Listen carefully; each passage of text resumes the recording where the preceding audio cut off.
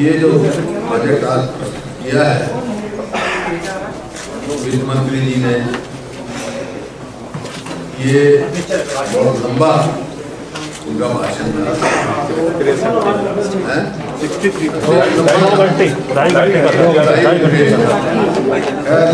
मैं तो नौवीं मेरी टर्म है, लोकसभा में भी यहाँ के कहा था, मैंने इस बात की बधाई दी थी कि इतना लंबा वो तो उस बात के लिए आगे बधाई दी। 2.5 घंटे का बजट स्पीच मैंने आज तक देखी पूरे देश के फाइनेंस मिनिस्टर की भी इन सब बात है।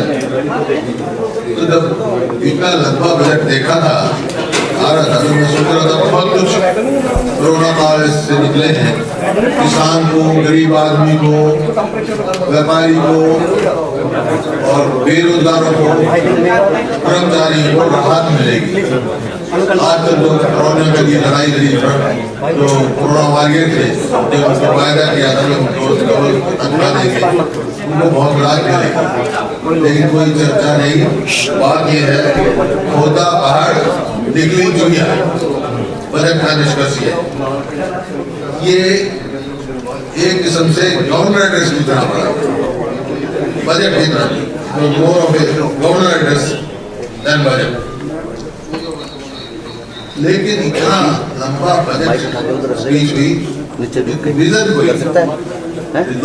कोई विजन नहीं है, सिर्फ प्रयास किया गया लोगों को कंफ्यूज करने के लिए, जगलरी ऑफ वर्ड्स फिगर्स तो कंफ्यूज करने के लिए किया गया। अब जब कभी चर्चा की, इन्होंने खुद ये कहा कि भाई इन्वेस्टमेंट कुल जब से हमारी सरकार आई है 24,000 करोड़ की आई है और 32,000 को एम्प्लॉयमेंट मिली है। लेकिन वो कहाँ गई बात हैपनिंग इन हरियाणा, जहाँ ये लिखा था 5,47,000 या 87,000 के MOU साइन हो गए और 2 लाख आदमियों को रोजगार मिलेगा।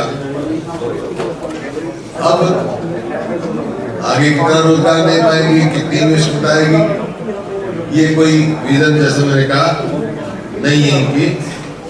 ना तो जो ओल्ड एज पेंशन है जो वायदा था इनका 5100 तो घोषणा पत्र में जेजेपी का था और 3100 शायद 3100 बीजेपी का था। 2 के 2250 से लेके 250 रुपये बढ़ाया है। महंगाई कितनी बढ़ गई ये भी अंदाजा है। और हम सोचते थे कि कुछ ना कुछ रियायत दी जाएगी। मैंने बार बार कहा था कि कम से कम डीजल में जो स्टेट का वैट है जो हमारे समय में था उससे दुगना ये कर चुके हैं, उसको तो कम करो ताकि किसान को राहत मिले। आज किसान की लाल पट्टी में बजट में भी आऊँगा फिर मुख्यमंत्री आपको आपका एजुकेशन है जो आपने कहा चर्चा, एजुकेशन है, कृषि है, इसका बजट कम किया गया। बजट का जो है टोटल जो रेवेन्यू रिसीप्ट है उसका जो है इंटरेस्ट पेमेंट और repayment of debt total revenue इसका 45% जो है 2020-21 में था, वो बढ़कर अब क्योंकि और ले लिया इन्होंने वो 54.6% हो गया। मतलब टोटल रेवेन्यू रिसीप्ट का 54.6 जो है वो तो इंटरेस्ट पेमेंट और रीपेमेंट ऑफ डेट में जाएगा और सैलरी और पेंशन का टोटल रेवेन्यू में से 40.3% चला गया। तो 54.6 और 40.3% कितना हो गया, 95% हो गया। तो कितना पैसा विकास के लिए बचा गया। ऐसा scope for social development expenditure कितना आपके पास बचा 5%। जब भी तो जो घोषणाएं करी हैं किसी योजना में 10 करोड़ 20 करोड़, स्टेटों में इनका क्या मतलब मायने है, क्योंकि इनके पास 5% है। अब कोई अगर कोई आगे करेंगे तो कर्जा ही लेके कर सकते और कुछ नहीं करता। पर कैपिटा इनकम जो लोन था, सॉरी लोन जो था पर कैपिटा जो है लोन पिछले में 90,000 रुपए हर व्यक्ति। आज अगर बच्चा पैदा होता है तो 1 लाख रुपए कर्जा लेके ये है अपने सिर पर लेकर आपने सिर पे 1 लाख का कर्जा लेके पैदा होगा। एग्रीकल्चर और एलाइड्स उसका जो एक्सपेंडिचर है तो 6,045 करोड़ इन्होंने दिखाया है। टोटल 1,82,42,000 करोड़ 343 करोड़ का जो है वो कुल जो है 4.2% आता था BCP से। पिछले साल जो था एग्रीकल्चर लाइट का 4.2%, इस साल वो घटाकर 3% कर। Per capita income at constant price पिछले साल 1,76,197 जो 2019-20 में दी है, तो वो भी 20-21 में भी कम हुई। और पर कैपिटा अब के भी पर कैपिटा इनकम कम हुई क्योंकि करोड़ा की वो है, तो समझ सकते हैं। लेकिन पर कैपिटा इनकम फार्मर को आप कैलकुलेट करेंगे तो उसका 63,773 आता है as per share of agriculture का है, विच इज वो जो है आपका मिनिमम वेज से भी कम, जो मिनिमम वेज है उससे भी कम पर कैपिटा इनकम किसान की आती है। तो ग्रोथ ऑफ स्टेट लायबिलिटी है जब से इनकी सरकार आई है एवरेज 18% हर साल बढ़ रहा है। और GDP जो है वो अराउंड, वैसे तो उतना नहीं है, आपके कम है, कई बार कम भी होता है, लेकिन मैं कहता हूँ एवरेज 8% बढ़ा है। तो इतना गैप जो है इसका मतलब क्या होगा, इसी तरह ये चलते रहे तो स्टेट इकोनॉमी जो है इस प्रकार की इंक्रीज बियर नहीं कर सकती है। और ये system continue it will face, state will face bankruptcy, insolvency हो जाएगी आने वाले एजुकेशन जो इन्होंने कहा है।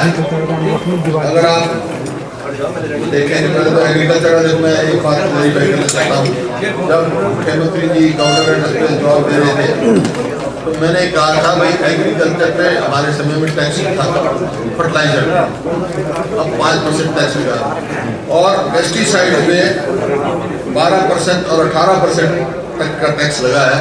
तो मुख्यमंत्री ने कहा नहीं, सब पे 5% है, ये रिकॉर्ड की बात है। 12% आप देखें पेस्टिसाइड पे, जिंक पे 12% और पेस्टिसाइड जिंक पे 12% और पेस्टिसाइड पे जो है 18% बढ़ा।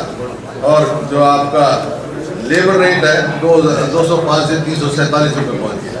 तो कितनी महंगाई का सामना इसको करना पड़ा है। एग्रीकल्चर का एजुकेशन का जो आपने कहा, एजुकेशन का कहा है इन्होंने कि बजट बढ़ा है, एक्चुअल में कितना है बजट एग्रीकल्चर का,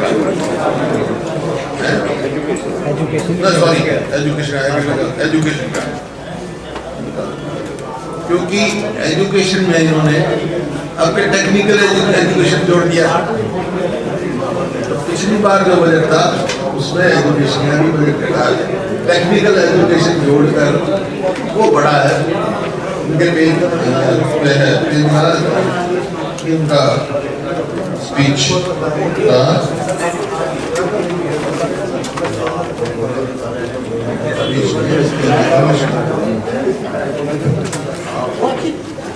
अगर आपने देखा होगा, ये एजुकेशन देखता हूँ, हायर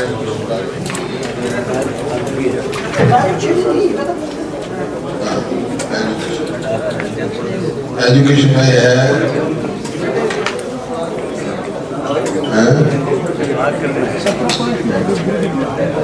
क्लब कर दिया है, क्लब कर दिया 18,118 करोड़ बताया, पर क्लब 18,118 करोड़ बताया, club 18 crore. Technical education, technique उसमें खेल भी है, संस्कृति भी है और कला भी है। टेक्निकल तो है ही। आ गया ना 705 करोड़ रुपए तकनीकी शिक्षा के लिए। खेल भी है। खेल भी है, नहीं ये है 18,910 करोड़ बताया, 15,629 करोड़, 9,014 करोड़ प्राथमिक, 5,899 करोड़ माध्यमिक मिडिल माध्यमिक, 2,703 करोड़ रुपए उच्चतर और 705 करोड़ रुपए टेक्निकी शिक्षा। अगर डिपार्टमेंट वाइज आप देखोगे पिछले साल से भी एजुकेशन उसमें कम है, ये आपके सामने। और मुख्यमंत्री जी ने कहा कि जो विधायकों से सुझाव मांगे थे वो हमने बहुत अमल में लाए। तो ये सुझाव मैंने लिखे थे, इन सुझाव में से कोई सुझाव नहीं लिया आपका कोई सुझाव शामिल नहीं किया इन्होंने बजट में, आपका कोई सुझाव शामिल नहीं किया। ये कितने पॉइंट है सर, या कुछ कोई 1 2 3 4 5 6 7 8 9 पॉइंट किस तरह के सुझाव थे सर? खिलाड़ियों के लिए भी था, अलग अलग वो थे कृषि के लिए, जैसे गरीबी रेखा के लिए अनुदान का था, मकान के जो गरीब आदमी के लिए उसके अलॉटमेंट की थी, रिपेयर का था, ऐसे बहुत सारे मेरे थे। पेंशन का 5100 रुपये प्रॉमिस का था वो था। ये मतलब कोई जितने पॉइंट लिखे कोई पॉइंट पे आपका कोई पॉइंट नहीं लिया इन्होंने बजट में? नहीं, ऐसा कोई पॉइंट अगर मेरा लेते तो मैं समझता हूँ जरूर चर्चा करते। जैसे पिछली बार उन्होंने कहा इतने आदमी ने अपने पॉइंट दिया, नाम लेके बताया, नाम लेके बताया थे, नाम लेते। ये है बजट के बारे में। आप बाकी जो है डिटेल्ड मैं स्टडी कर रहा हूँ पीछे से भी, जो जिस तरह इसका इनका जो बजट जो इतिहास रहा है, जो इनके आने के बाद always they have given inflated budget. बी कुछ होता है, एक्चुअल कुछ मिलता है, खर्चा 20% कम से कम इन्फ्लेटेड बजट आया। देखो मैं 2019-20 का बताता हूँ, ये रेवेन्यू का भी एक्सपेंडिचर का भी ऐसा ही होता है। जैसे 76% एक्चुअल खर्च हुआ और एक्सपेंडिचर 77% हुआ। 19-20 का 20-21 की मेरे पास अभी फिगर नहीं है, मैं क्योंकि इन्होंने इसमें दी नहीं है, मैं दूंगा।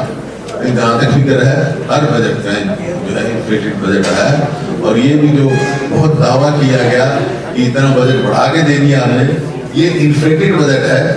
जब अगले साल बजट आएगा असलियत आ जाएगी, जैसे पिछली बार हर बारी आती रही। तो इन्फ्लेटेड बजट जो है वो प्रदेश के हित में नहीं होता है। खाली बजट स्पीच में तारीफ बजवा दो और चले जाओ, उससे आम आदमी यानी राहत किसी को नहीं दी गई। किसान को, गरीब आदमी को, ना खिलाड़ियों के लिए कोई प्रावधान किया गया, ना खिलाड़ी। बात जरूर कही, बात सबके लिए कही, लेकिन राहत किसी को नहीं दी। जो और जैसे पंजाब ने बहुत सारे राहतें दी हैं और जगह बहुत दी है, लेकिन एम्प्लॉइज की कोई वो नहीं। अब ये तो जेजेपी का तो वायदा था पंजाब का, वो देंगे हम पंजाब के बराबर, उसका चर्चा ही नहीं है। तो एक ही बात कह सकता हूं मैं, बजट जो है निराशाजनक और जो